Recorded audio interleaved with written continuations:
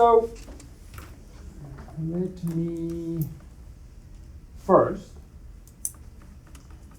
notice that we, still using that example, we can represent or lay out the information in a different way using a tree diagram. And very often, if not always, it's much more convenient and effective at getting me to the probabilities. So what I'm going to do, there's more than one option. I'm just going to choose one. I'm going to choose a person and look at the options for that person. Could either be the person has a calculator or they don't have a calculator. Those are the two options. If I focus on calculator first. Let's just fill in over here on each of these branches the probability of that happening. So now these are normal probabilities. What is the probability of this top one? The probability of a randomly selected person having a calculator. Well, it's out of 70. And I look at how many have calculators. It is 25. 25. Stop me if I'm going too fast. But you have the table in front of you. Everyone happy with the 25 out of 70? Yes. Okay. Yes, I could have split it according to male, female first. It really doesn't matter. In the end, it's all the same. I had to pick something. Then the probability of not having a calculator, still out of 70. It's just a normal probability. I can look at the table. It's 45, which totally should make sense because there is no other option. The person either has a calculator or they don't. So it has to add up to 70 out of 70. Sometimes you only have one of the two and you don't have the other one. But because they have to add up to 100%, you can find the other one. But in this case, both are given. Then, once I've selected a person, they could have a calculator, and then that person could still be male or female.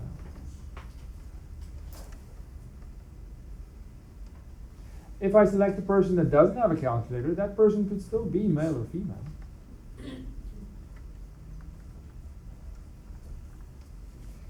So the probabilities that I'm going to fill in here are still going to be probabilities, but they're now going to say, given I've taken that first step of calculator, on top of that, what's the probability of being male and then female?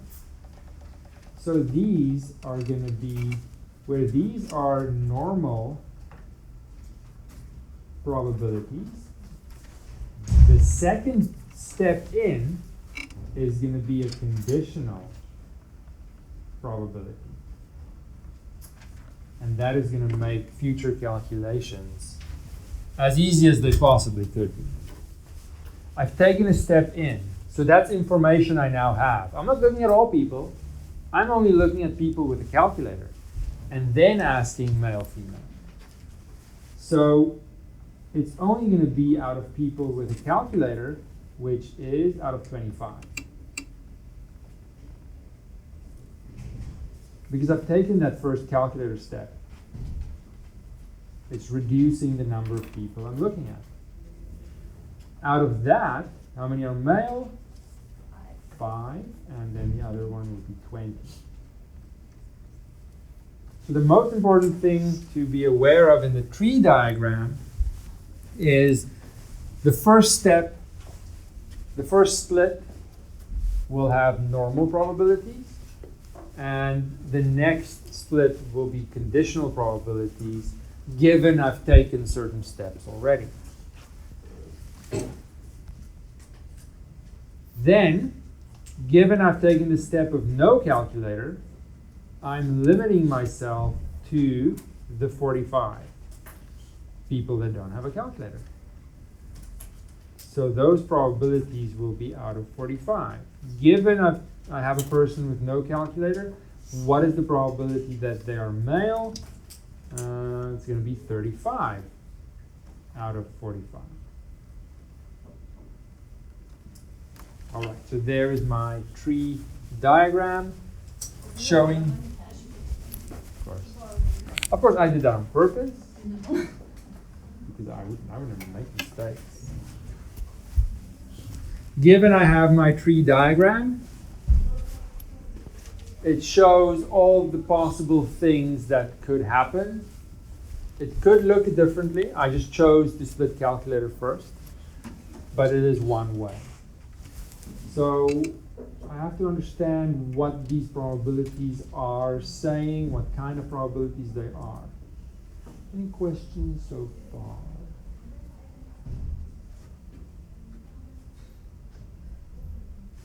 Now I can use the tree pretending I don't have the table and ask probability questions as well.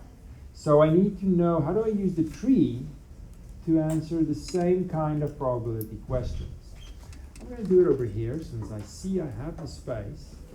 Why not? Then I can see both. So I can ask a question first. It could be a very straightforward question. Probability of having a calculator.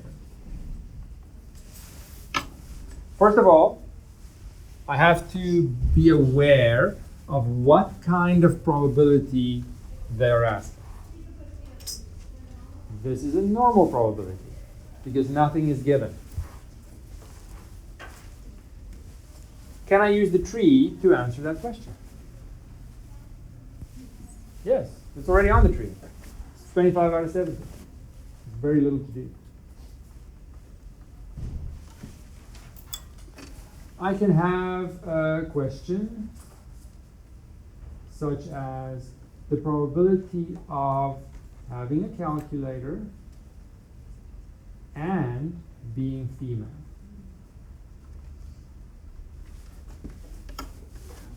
How I'm going to use the tree then is identify, well, all those different paths from the left start to the end are what could happen with a person. Which path gives me this requirement?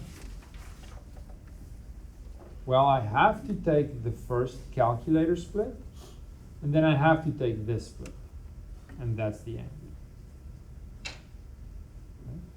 So I want to identify which paths will satisfy this restriction. Everyone happy that that's the path I have to take? Now the question is, how do I find the probability of that path? Well, this formula actually tells me how to do it. I am just going to erase this part so we have some space. I think I have to go over here, eraser, maybe this one. I need to make it very big. Is that big enough? Yes. Yeah. It's a power pen. Then I have to go back to the pen. This one. Perfect. Oh, it's pink. No. Well, yeah, sure. Whoa! Oh, no. It scared me there. Okay, so what I'm looking for, notice what I'm looking for is right there. I'm just looking for that one. Okay? How can I isolate that pink portion in this equation? I multiply both sides by the denominator. One more time. Think of it this way. If I have x divided by 3 equal to 5, how do I solve for x? I multiply by 3 on both sides. And then I get x equal to 15. It's the same thing. This is the 3 that I don't like there. The pink is my x.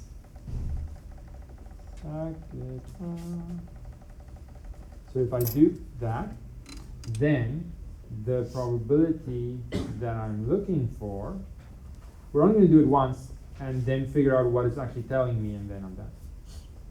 Then I'll just use it. The pink one is then equal to the right number, like the 5 that was there, regardless of what it is, times the previous denominator. Now let's just have a look at this. This tells me what to do. This is what I'm looking for here. What is this over here? And what is this? What's the second one? Let's do the second one first. The probability of having a calculator is right there. 25 over 70. The probability of female, given they have a calculator, it's right there. So what this says is to find the probability of a path,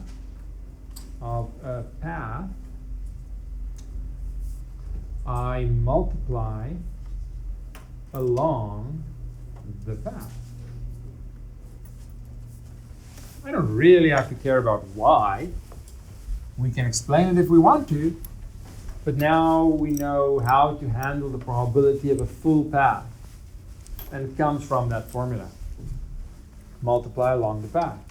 And now I can go back and say this probability equals, well, I already did it right, 20.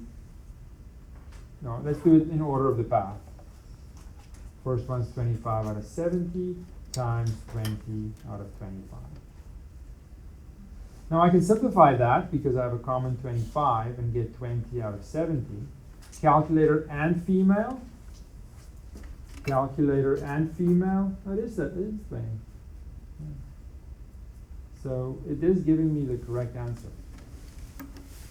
But more importantly, I need to know where and how to use the numbers. I've identified the path. I need to figure out how to use the numbers to find the answer. And if I want to know the probability of a full path, it's as simple as multiplying the numbers, the probabilities along that path. So it's really very simple to use the tree. I just have to get used to different kinds of probabilities and different things to extract from the tree. Questions?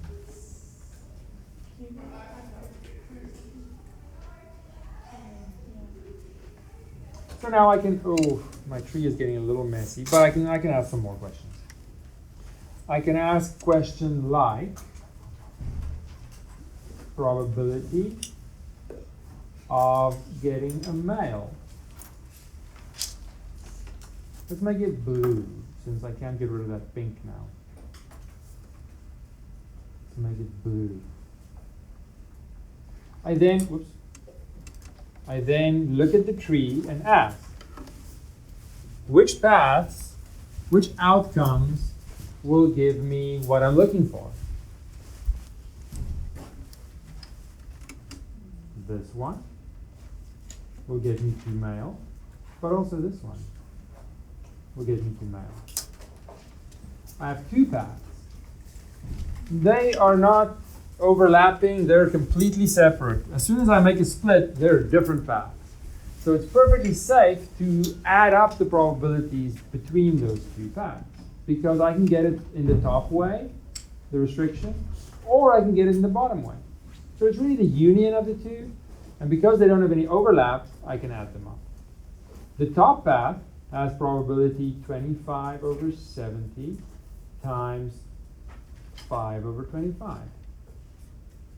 The bottom path, the blue one, 45 over 70 times 35 over 45.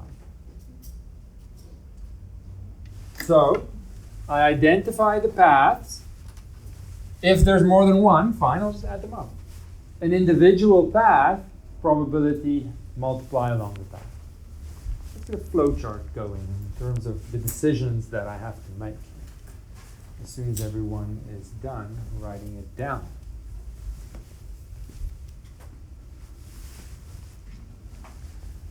So, because I have the top path, I'm multiplying along the path, but there happens to be more than one path. So I'll just add those up because they are completely separate. Let's see what I can do. Whoa, that's aggressive. Okay. Here's the first step in my flowchart. I have to be aware of what kind of probability I am dealing with. Is it a normal probability or is it a conditional probability? Well, we're only on the left side now, but we have to address the other side soon. Normal probability or conditional probability. Okay. So, like this example, whoa, zoom out. It was a normal probability. All of these were. Okay. So I'm going to go to this side. Then I need to find the paths that satisfy the restriction. Find paths that satisfy restriction. Focusing on that male, for example, there were multiple paths. I made them blue. Sometimes there's only one, sometimes there are multiple. Identify the paths that would get me that restriction. This flowchart is not in the book, just in case you are wondering. I'm trying to hide the second half. Once I find the paths, I multiply along the paths. Could be just one, could be multiple, and add up the different path results. Let me know if something doesn't make sense here. In the first section, I ran out of time and I had to write this very fast. That's an O. Everyone happy so far? And then once I've done that, I'm done. Plug it into your calculator. Actually, you can leave it like that. Doesn't even matter. If it's not used in a follow-up question, I don't care. This is perfectly fine. Actually, I prefer that detailed version so I can see how you pick things from the tree to make your answer.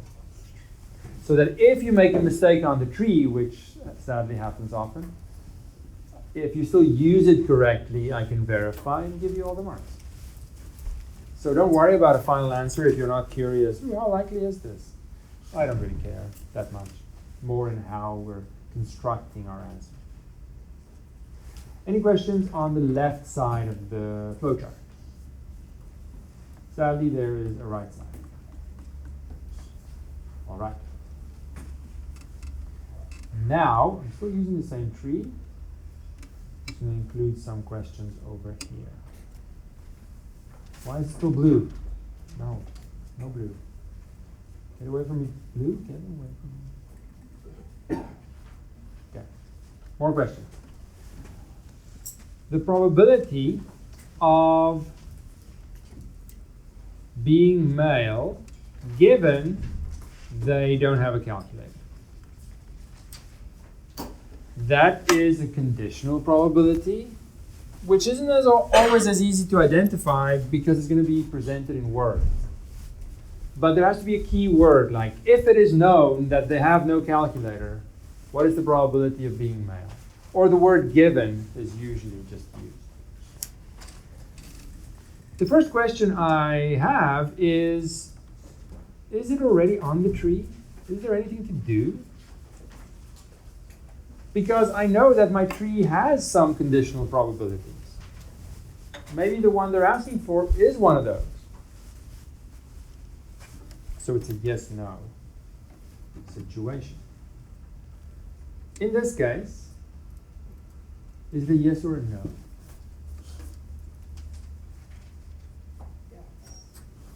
It is exactly this probability.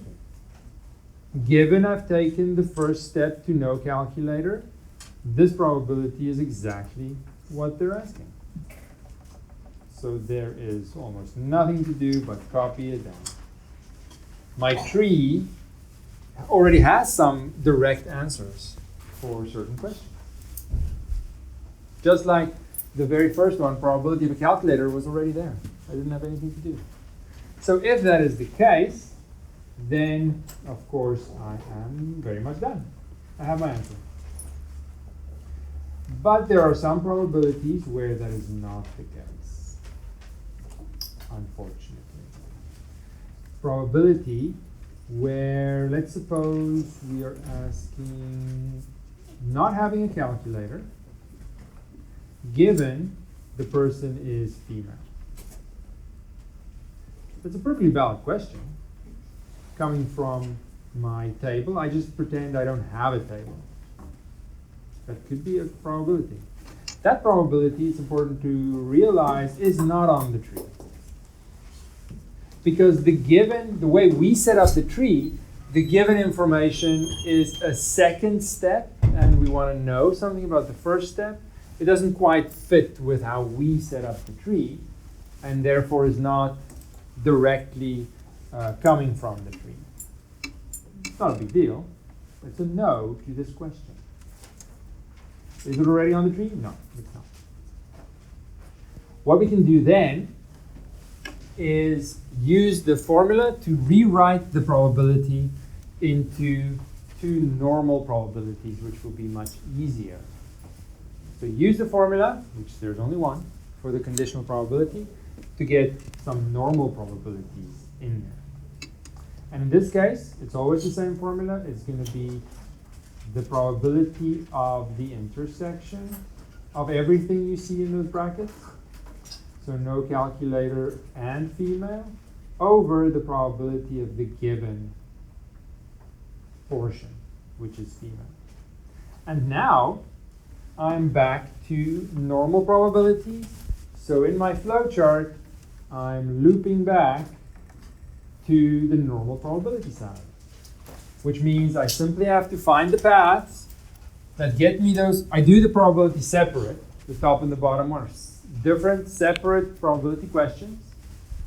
I handle them each by finding the path and multiplying along the path, just as before. So let's do that, and we can come back to this. So now I have to use my table, right? No calculator and female. That's this path over here. This path over here, right? No calculator and female.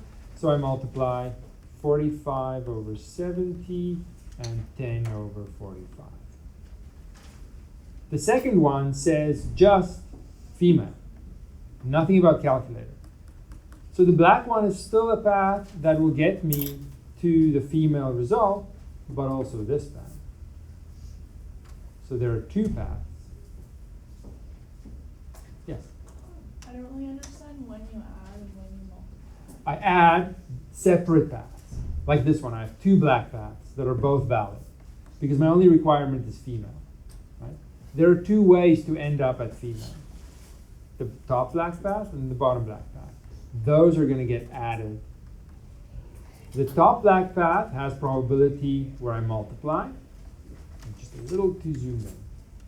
25 over 70 times 20 over 25.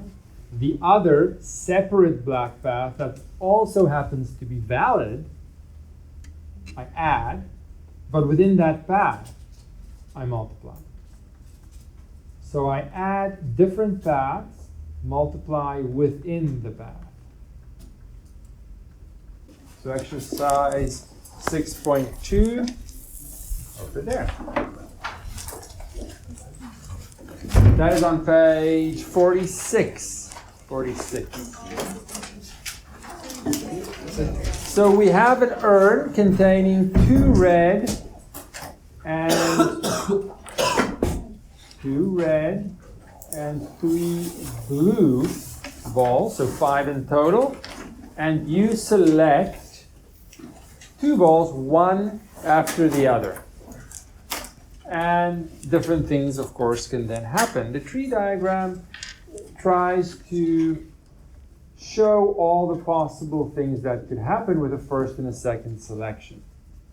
So let's suppose, I'm not going to define the events because it's just tedious and it'll be obvious anyway for this kind of question.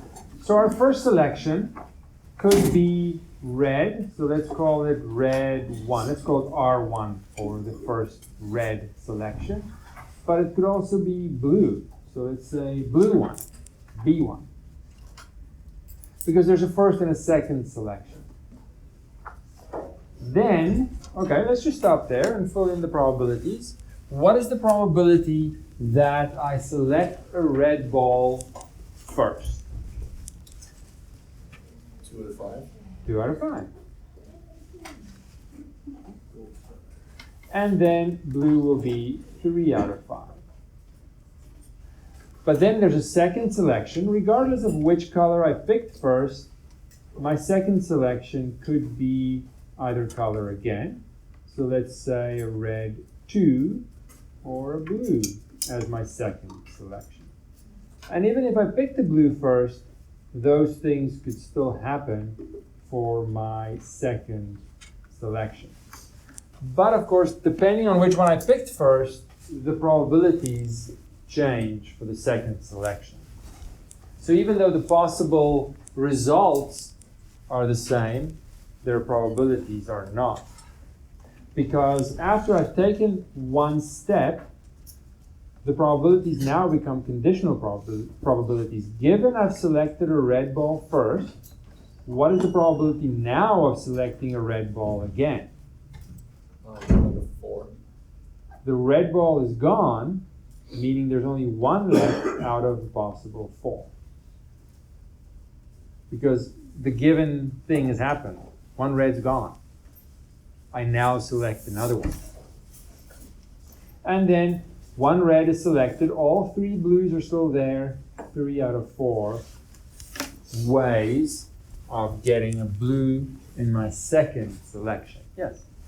How do you know that you're actually taking it away? Because last time you said you I am just clarifying the question because admittedly they should be a little more Yeah, clear. because if you actually put it back, then it would be That would change it completely. Yes. So add the words there. 1, don't put it back. Second one. You're totally right. We need to know for sure what the action is. But I'm here to help clarify it. In any sort of quiz question, absolutely we have to know.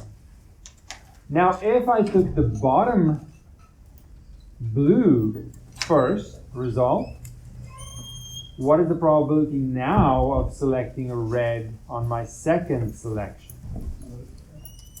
There are still 2 reds out of a possible 4. And then blue, of course, is 2 out of 4 as well. So notice that in my tree, every split at any point covers all possibilities. And together they have to add up to 100%, however you want to see it. So now that I have my tree and all its probabilities, I can technically answer any probability question that they could possibly have. Any questions on the tree setup first? So that's crucial, of course, setting up the tree, because everything now relies on that. Okay, now we have a bunch of questions. I'm gonna, where should I put them? So that was actually question 1. Represent the different outcomes with a tree diagram. So there are 4 different outcomes. Red 1, red 2, red 1, blue 2, blue 1, red 2, blue 1, blue 2. 4 different paths. Each path is an outcome. Let's squeeze them in on the right here so that I can see the tree at the same time. Second question. What is the probability that you selected a red ball first? Now, after I've made the tree, the next often overlooked challenge is to represent the words with the appropriate probability. What is the probability that you selected a red ball first? That is the probability of R1. Now, in that case, it's not super hard, but some of them can be a little bit less obvious how to do this translation. That is simply going to be 2 over 5. It's right there. So we're easing into it with fairly straightforward probabilities first. Everyone happy with 2 over 5? All right. Next one. what is the probability that you selected a red ball first, then a blue one?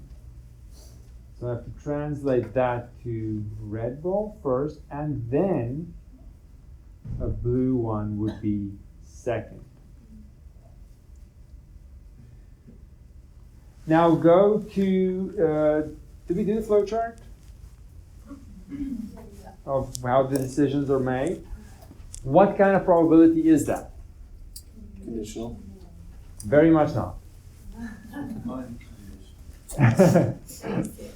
Basic, normal call, it doesn't really have a name, just basic probability. It's an intersection. There's no line, there's no given information. I don't have extra knowledge or anything. It's just asking me what are the chances of this happening. So then, in a normal probability, I have to identify, or which path will give me this restriction, this requirement.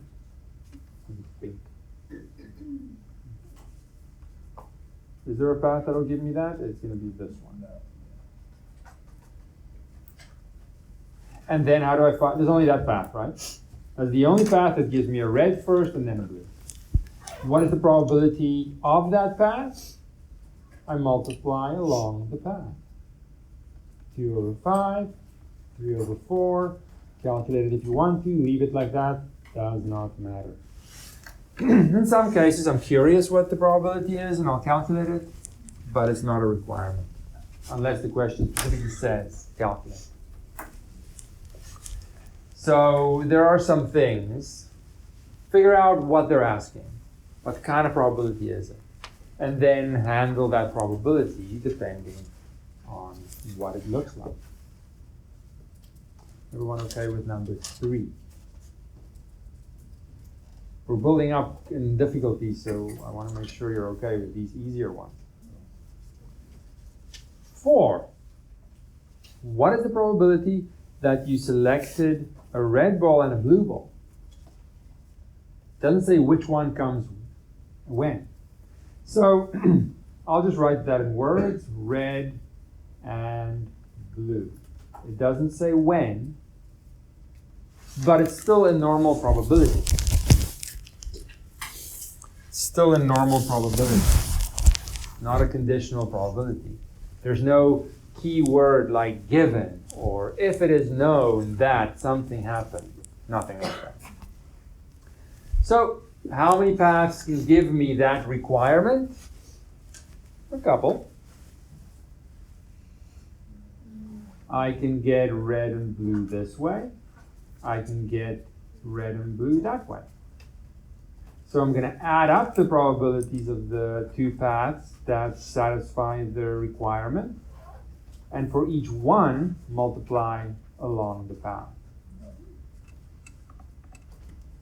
So the top one that was pink, 2 over 5 times 3 over 4, plus the bottom one that was pink, 3 over 5 times 2 over 4.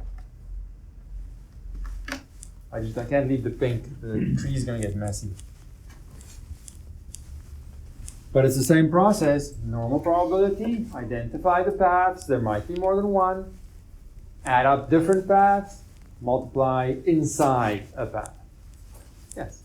For that one, why wouldn't you just do like 1 out of like the 2 red balls times 1 out of the 3 blue balls? No, I can never do that. Okay. Because my selection is always out of a mix of all of them. I never separate the red, then pick one of them. Okay. I have to follow what the experiment is, what the action is that they're doing. Though I understand that it's not super obvious, maybe to you right now. Probabilities can get pretty tricky. But I like to imagine what I'm doing, and whatever pool I'm selecting out of, that is going to create those fractions. I can't change the fractions. That is corresponding to a completely different scenario. So once I have the 3 probabilities, these guys, then it's just a matter of how to use them.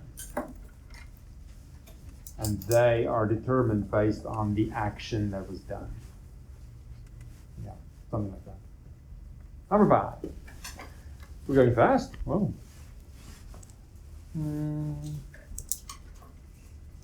Might as well do this one.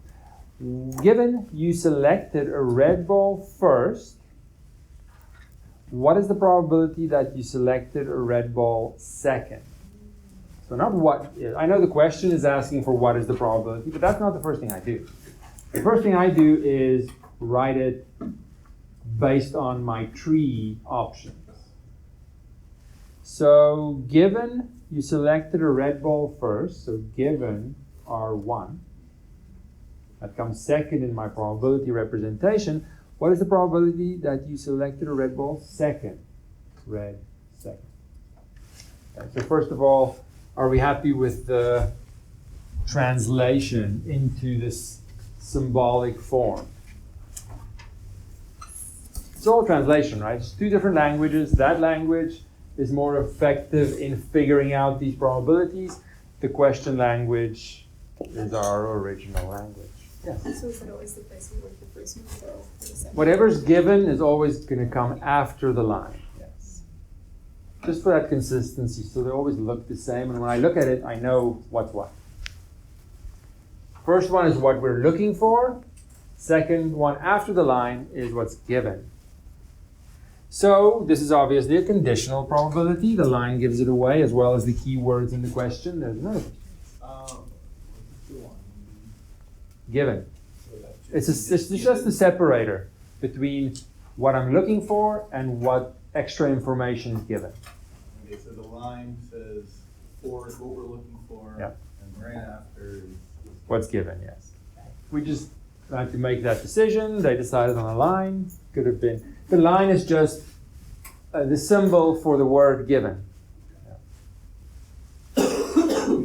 Okay, so that is a conditional probability. What is the first thing I do, or first choice I make, according to the flowchart, when I have a conditional probability? Page back, it's right in your notes. It should be. Is it already on the tree? Is that what The question is it already on the tree? In this case, yes, it totally is. So I have to understand how I make this tree. And this probability says, or is the probability that if or given I've taken this first step, selecting a red first, what is the probability now of selecting a red second? That's exactly the situation. That's exactly what they're asking for. And then it's as simple as just copying it down. So just because you're going to get a conditional probability doesn't mean it's a difficult question. It's really just asking me if I understand what that tree is telling me.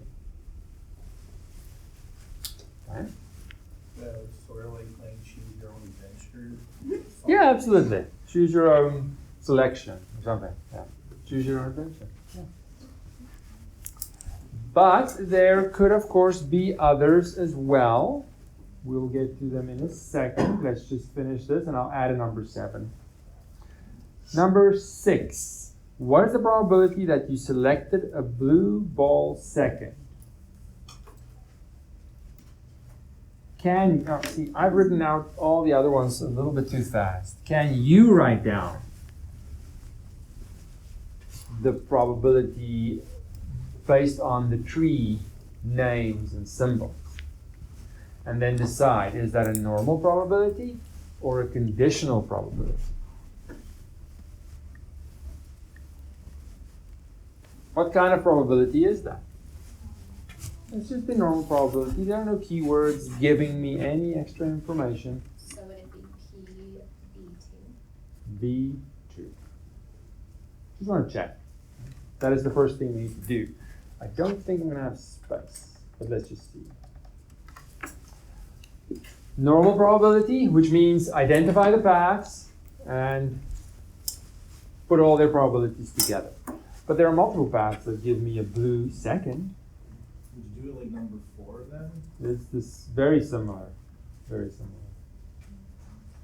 Because the requirement was just on the second selection, I can have many different first selections and still satisfy the second selection requirement. So, remember which ones were pink. It's the top of the pink path that I multiply together plus the very bottom path that I multiply together.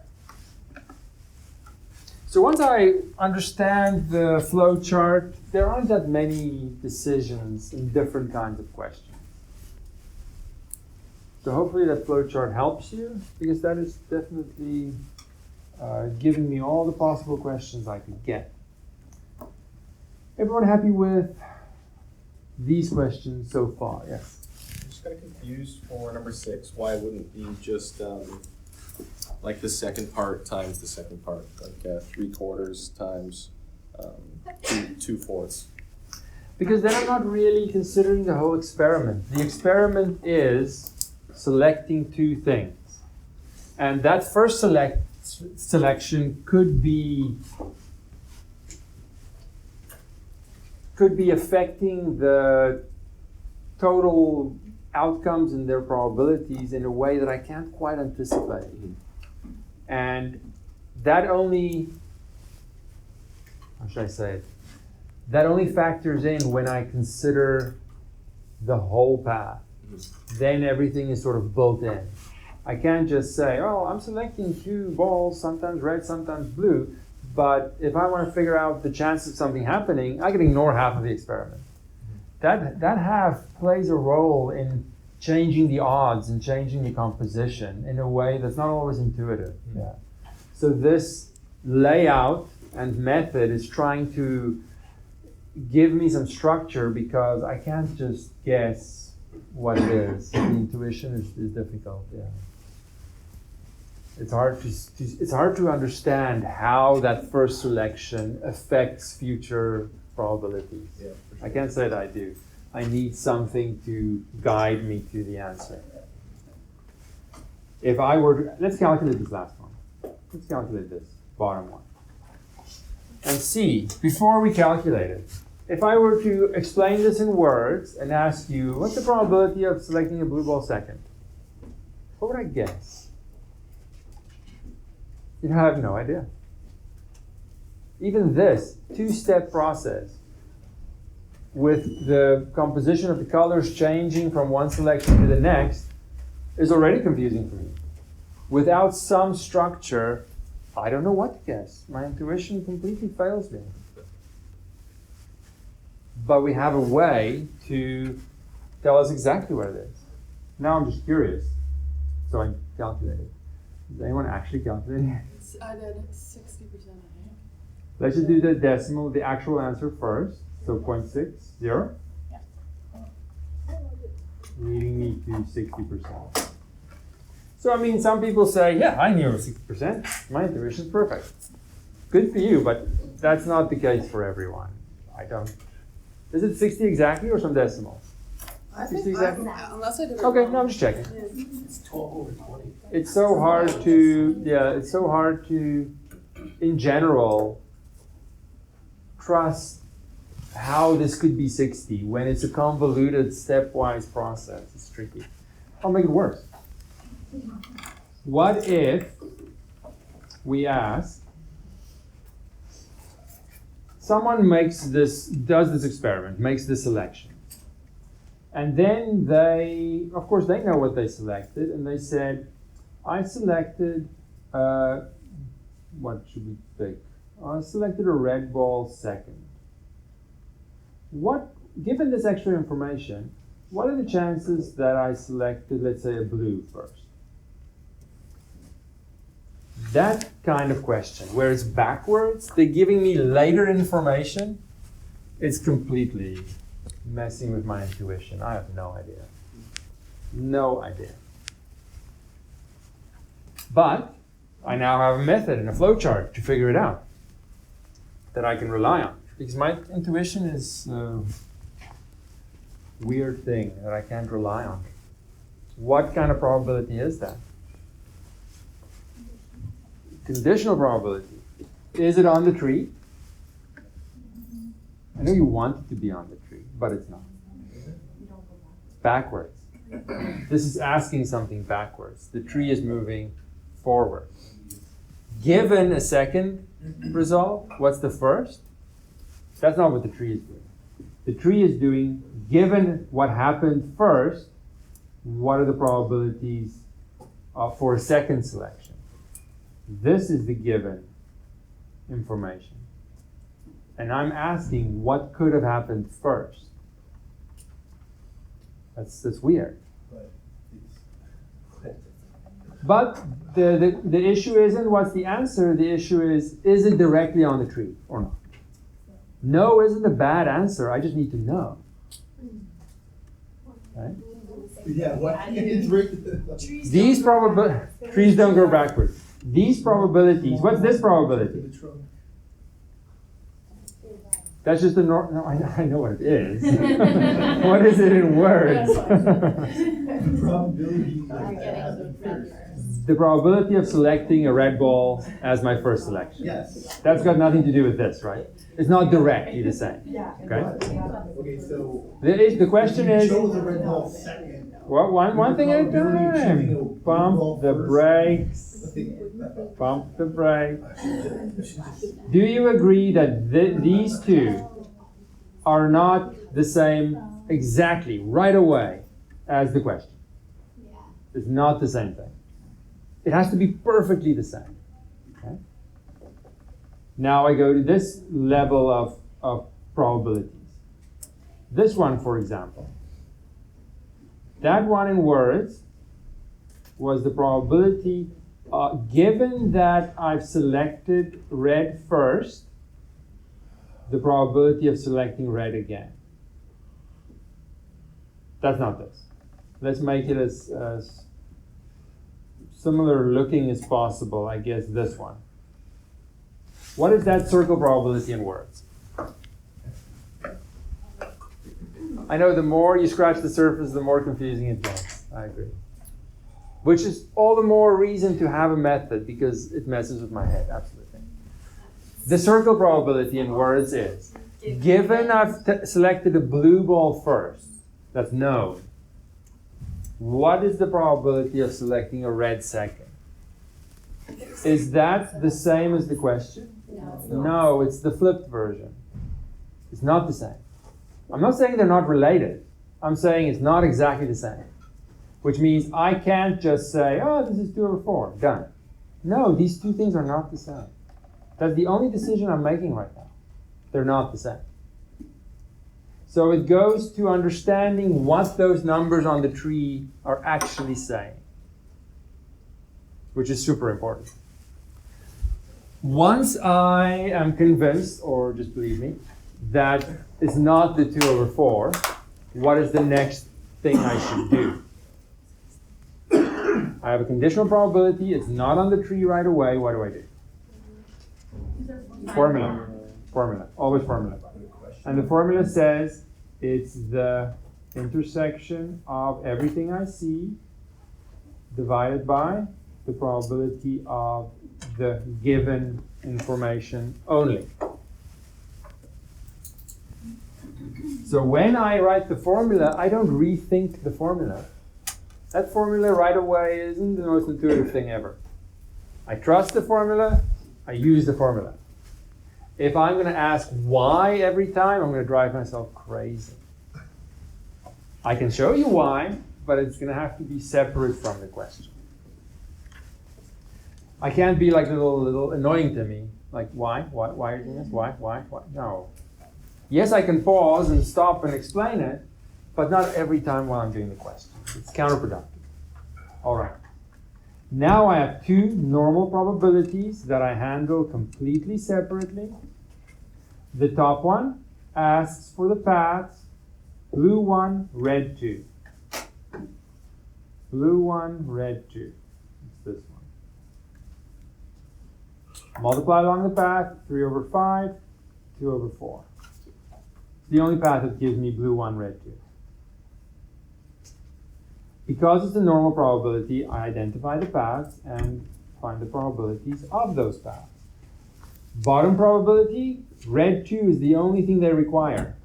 I can get it with that black path again, but also with this one. Because I only need to end up with red 2. How I do it is irrelevant. So I need to include them all. So it's the same, the bottom one, but also that top one. See, so I mean, it makes total sense why I can't intuitively see how those numbers mix together. Look how many of them mix together, and look how. I have no idea why. But also, if you see these things enough, you trust that I need methods because my intuition is complete garbage. Doesn't work. Will there be a question like this on the page? Oh, absolutely. What are the problems? Like when Page it's 3. backwards? Hmm? When it's backwards. Maybe, yeah. You like this? It's one of the things in the flowchart. It's only the first time you're seeing it, right? That's what makes it hard. If I just trust my flowchart and the decisions, I just have to memorize the formula. And then this is whatever it is. So yes, some probability questions are super straightforward. Some require more in my flowchart, but it's all there. It's just the first time you see it. It's not the...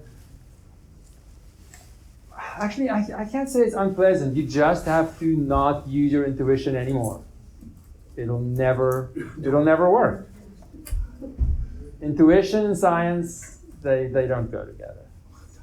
I can come up with other problems that are known to be counterintuitive, but correct. You cannot trust how you feel and think about things.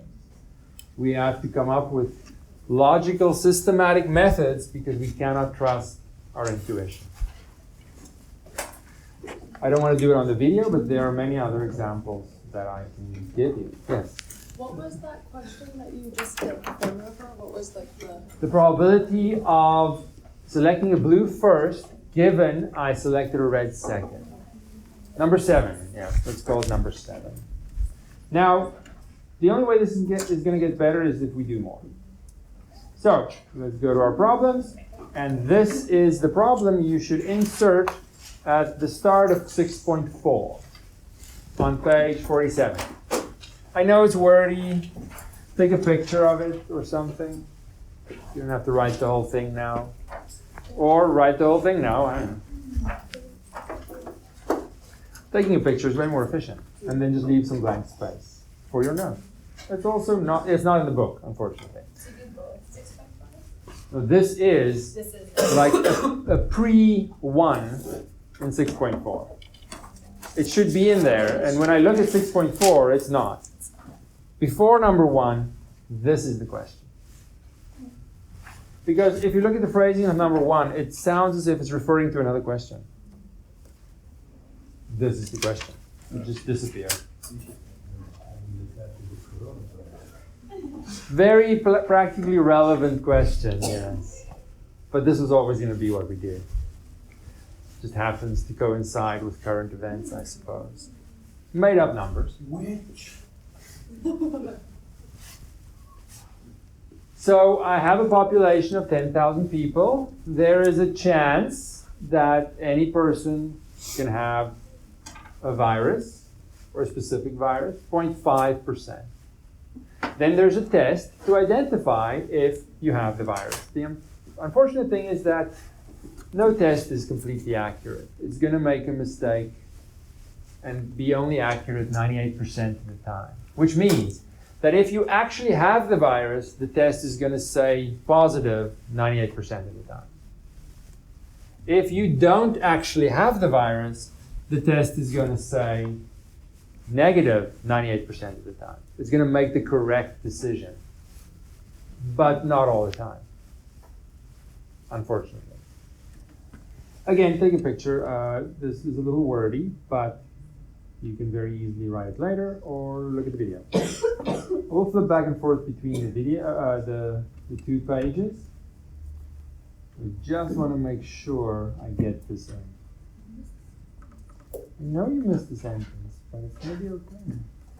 Is it the same question? It's not the same. It says insert, so we insert it. So now, I'm going to let V represent the event that the randomly selected person that a person actually has the virus. And then I'm going to let T for test represent the event that the test is positive. And we're always going to do it in this way. Other questions could talk about a disease. I think there's one that talks about drug use. It's always this kind of event and kind of setup, so you don't have to redefine your events every time. If you use familiar things, then you can save yourself some time. So my tree is first going to split according to whether the person has the virus or not. And I'll use the complement because it's exactly the opposite. You either have the virus or you don't. So V or opposite of V. What are the probabilities? What is the probability? Go to the question.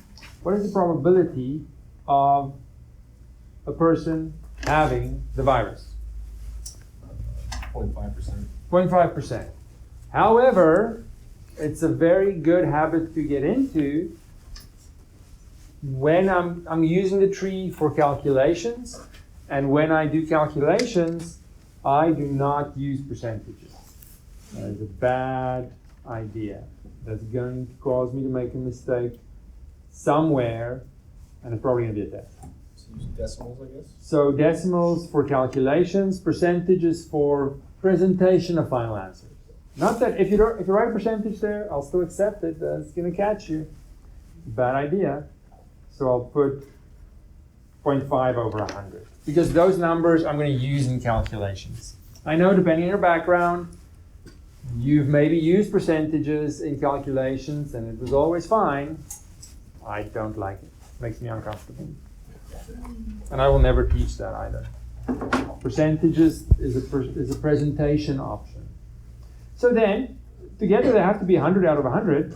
So what is the probability of not having the virus? Is it 95? 99.5. It's 99.5. You'll be surprised how quickly one can make a little mistake, especially in the quiz. So be careful of these numbers.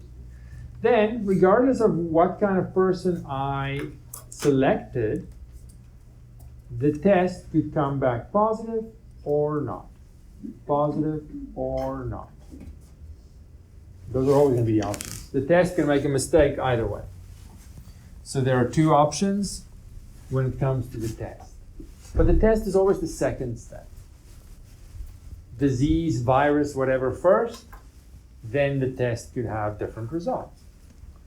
This first probability here, they say the test is 98% accurate.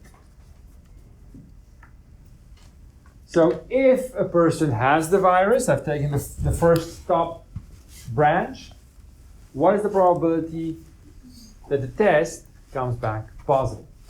98%. 98% or 98 over 100. 98 over 100. And then the other one has to be 2 over 100. If I take the bottom option, person does not have the disease, what is the probability that the test comes back positive?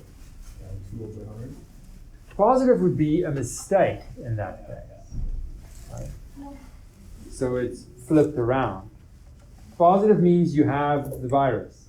But if a person doesn't have the virus, the positive result would be an error, which would happen 2% of the time. And the correct decision would happen 98% of the time. So I have to know where I'm at and which option I'm looking at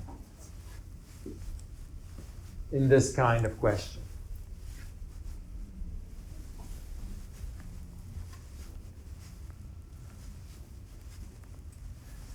Any thoughts on setting up the tree?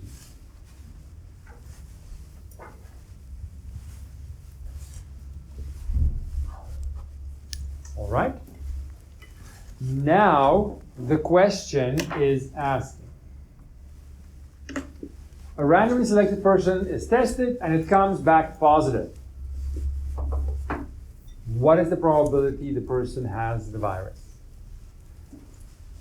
Is any information given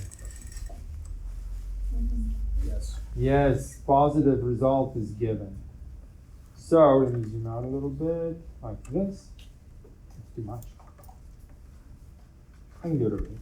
So now we are looking for the probability of a person having the virus given the test is positive.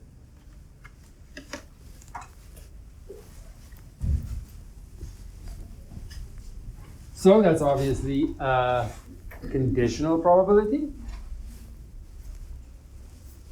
which means I need to make a decision. Is that already answered by something on the tree diagram? No. Very much not. It's backwards from the things that are on the tree diagram. A 98, the 98 out of 100 at the top is given you have the virus looking at the test. The question tells you the test result and is asking what the person's situation is. Flipped around. Which is fine, just say no and move on. But if it's a no, it means formula time. Probability of the intersection over probability of the given event. Always the same. I don't think about that, I write it down. Then I'll think about what probabilities I have to work with. Now I have two normal probabilities. I'll do the top one first, because why not? If I go pink here, V and T is only this top one. The only path. So let's go back to black. 0.5 over 100 times, I multiply along the path, 98 over 100. The bottom probability just requires that I get the T. And I can get it with the top pink path, but I can also get it with this third path. That'll also get me a T. So multiplying along for the first path, 0.5 out of 100 times 98 over 100 plus multiplying along the bottom path, 99.5 out of 100 times 2 out of 100, and there we go. Now in this case, I'm curious. I want to know what is that answer. And it's good practice for a calculator anyway. Yes? Is it okay to put brackets around the two in the It is bottom? totally fine. In my calculator use, I definitely want to put brackets here. When in doubt, add more brackets. But like, to like separate, just. Yeah, Great. throw more brackets in there, absolutely. Yeah.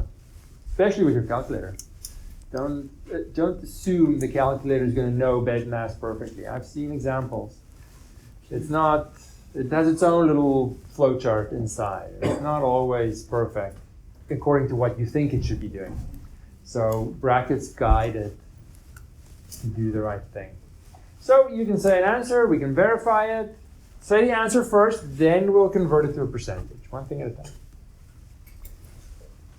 But let's give most people a chance and see how your calculator works with you or against you, rather now than in a test.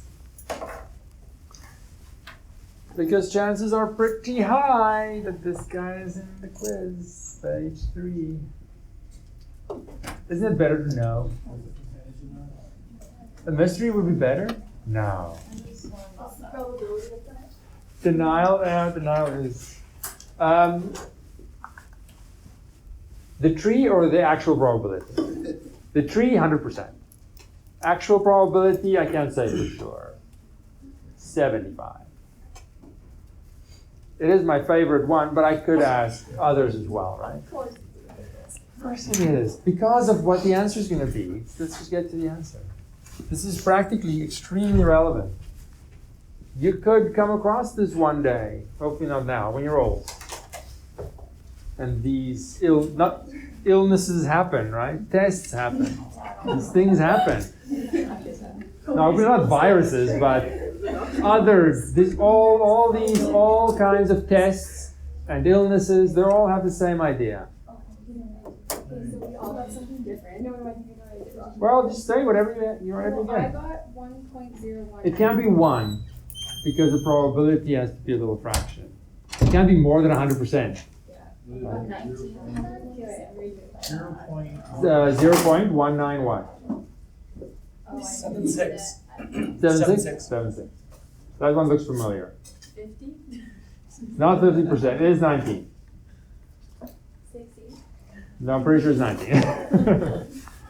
So, let's just look at what this means. Let's suppose you're one of these people. And you go for your test. You get the paper back. The test is positive. Do you need to contact your family members, sell your belongings? You're going to die? That's less than 20%.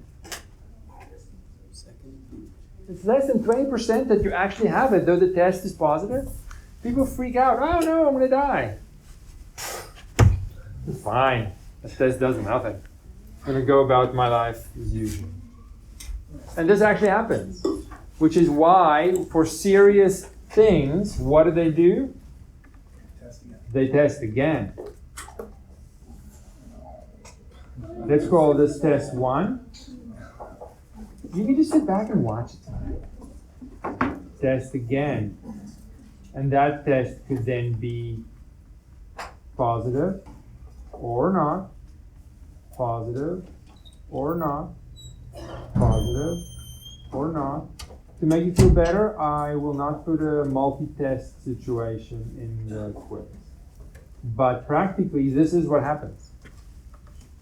So now that test is independent from the first. So if the person has the virus, it's still going to come back and say that accurately 98% of the time with a 2% mistake. 98% of the time with a 2% mistake. But in the bottom half, if the person doesn't have the virus, then positive is wrong, so it's 2%. Negative is correct, 98%. And that one is the same. The tests are independent. Okay? Now, if we ask something like, what is the probability of having the virus given first test and second test positive? Now, I know this is a little bit more difficult in terms of how we're using the formula, but the formula still says intersection of everything over the given information. This isn't going to be on a test. We'll keep it fairly simple, but it's practically super relevant. To the point where I wonder if your doctor knows what a single positive test result actually means. They could give you the wrong advice. It means nothing. Less than 20%, you're fine. Walk it off. But now I've taken 2 tests, and let's suppose they both come back positive. What happens to the probability? Well, I have no idea. I didn't know it was going to be less than 20% in the first case, so my intuition is not something I can trust here. So, I'm looking for paths that are V, T1, and T2. That's only the top one. It's only the top one. So that will be multiplying along the path. 98 over 100. Another 98 over 100. And then the bottom one, T1 and T2 only, still the top path. But also there's another path that can also give me that. I only look for 2 positive results. I can have the virus or not and still get 2 positive results. So multiplying along the top path, I'm going to try and squeeze it in here. Multiply along the top path. But also adding, multiply along the bottom path. 99.5. Squeeze. And another 2 over 100. Oh my God. Now, yes, of course, brackets and whatever, the calculation has more numbers in it. So. But that's what needs to be done. So now I want to see, okay, one test result, I'm not concerned at all. It's not like I'm forgetting the result happened, but I'm not going to sell all my belongings and look for alternative treatments or whatever drastic things. It's only 5%, less than 5%. Now I take another test, and that test comes back positive as well. What are the chances that I actually have this virus? Oh, you have the answer or a question? I Question. was just wondering if did you say something like this next step would be on the test? Would or? not be on the test. 2-level tree. 2-level tree. Not a second test. In reality, second and third tests happen. I can put it on the quiz for you. Answer time. Decimal, not percentage. Whatever. I got 0.9229. Can anyone confirm that? Very probability. No one can confirm that. It looks very familiar to me, but I would like some confirmation. I got 9.9234. Yeah, I couldn't remember this. Okay, well, let's forget that and say it's approximately 92%, which is all we really care about, right? So another test being positive, and I'm kind of screwed. It's over. I should be concerned. And then they can maybe, if it's really serious, do 3 tests, and then it's pretty much guaranteed. If they all come back positive, it's over for you. Depending on the seriousness of the virus or the illness, they would have to have multiple tests. But my intuition says, one test, and I'm going to be super worried. No. The actual calculation says it's really inconclusive. It says nothing. But a couple of tests, yes. So have a look at the problems. There are many. I would strongly recommend them all. Please remember to click the like button if you enjoyed the video, and to subscribe if you want to be notified of more videos.